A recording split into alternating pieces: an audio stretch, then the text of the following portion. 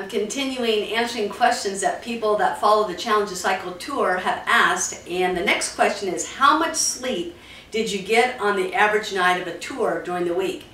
And I thought, you know, I would be sleeping 10 or 12 hours, but really the average amount was anywhere between 6 to 8 hours. On the weekends, I slept a little more, but during the week when I did a lot of cycling, I would like at least 7 hours, if not 8 hours. I'd go to bed about 8:30 in the evening and get up about 4:30 in the morning.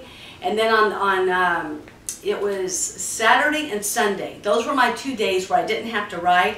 Saturday was my recovery day, and then Sunday was a day where I would speak in churches and speak with groups and stuff like that. But on Saturday, especially at the beginning of the tour, I slept in, so 8 or 9 hours, and then I'd get up and go to Starbucks, get something to drink, get something to eat, and I'd come back and take a nap. But the longer I rode, the less sleep I needed. And so I would say the answer to that question is anywhere between 6 to 8 hours. The next question is, what's the biggest wow moment of the tour? I would probably have to say there's 2 wow moments. One is getting on top of the Rocky Mountains. Some of you who followed alongside this tour may have seen the video clip that I made right before I began to climb. It was intimidating. It brought me to tears. When I came around a corner and I saw those mountains, I'm like, seriously? I am going to have my body on this bike go over that? No way. I mean, that was my first thought. Are you kidding me?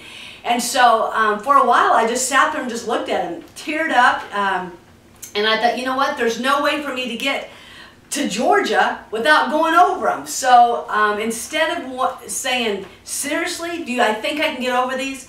I chose a different attitude.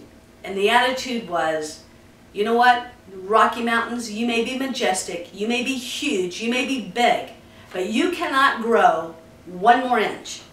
And my growth potential is unlimited. And so the attitude I had was, is this all you've got? Is this it?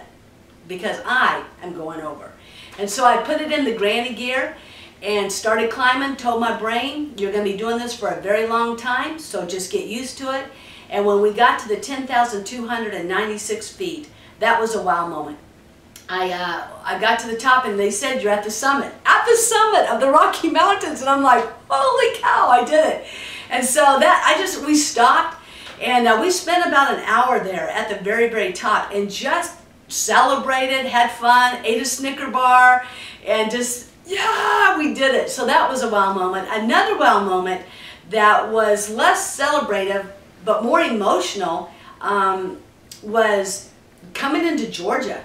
When I crossed the Georgia state line, it was celebrated, but it was more sobering to me. It caused me to cry, not just tear up. I sobbed when I went over that Georgia line, and I thought, oh my word, I am now in the 15th state in 40 days. And so when I went over the Georgia line, I stopped once again and just kind of took in the moment, if you will, and just thought, I cannot believe I am in my home state. So those were my 2 wow moments as far as the ride itself. I had many wow moments when it came to meeting people, but that was the wow moments of riding Challenge the Cycle.